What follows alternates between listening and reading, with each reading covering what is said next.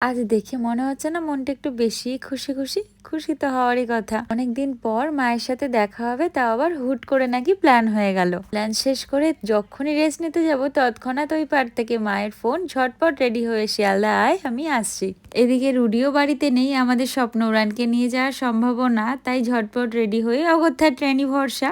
তবে সব জায়গায় আমি সবসময় লেট হলেও আজ ট্রেন বাবা জীবন আমাকে কিন্তু আগে আগেই পৌঁছে দিয়েছে। দাঁড়াও দাঁড়াও, এবার বলি কিসের জন্য এত অপেক্ষা। আমার বাড়ির গাছের আম আসতে চলেছে, সেলিব্রিটি বলে কথা, তার জন্য তো এতটুকু কষ্ট করতেই হয়। কিন্তু এই মানুষগুলোর অবস্থা দেখো, স্টেশনেই নাকি ভাগ বাটোয়ারা শুরু করে দিয়েছে।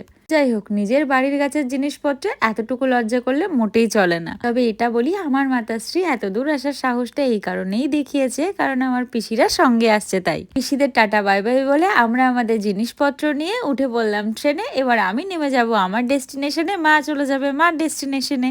মাঝপথে এই মহারাজ এসে হাজির। কোনো রকম কিন্তু আসার ঠিক ঠিকানা ছিল না, কিন্তু এই মহারাজ তো আমাকে ভরসাই করতে পারে না। বাড়িতে আসতে না আসতে ঠিক হয়ে গেল ইনি কার কার বাড়িতে এখন যাবেন। আসলে জানো তো, আমাদের বাড়ির এই আম্রপল্লী আমটা এত ভালো খেতে, আর প্রতি বছরই আমি একটা দুটো হলেও সবাইকে দেওয়ার চেষ্টা করি। তাই এবছরে অনেক দিন আগে থেকেই সকলে অপেক্ষায় আছে, ফাইনালি এখন সবার বাড়িতে পৌঁছানোর পালা। আমি এসে আর কোনো রকম দেরি করিনি, ঝটপট এক তরফ সেরে আবার আরেক তরফ নিয়ে বেরিয়েছি সকলের বাড়িতে ডিস্ট্রিবিউট করতে।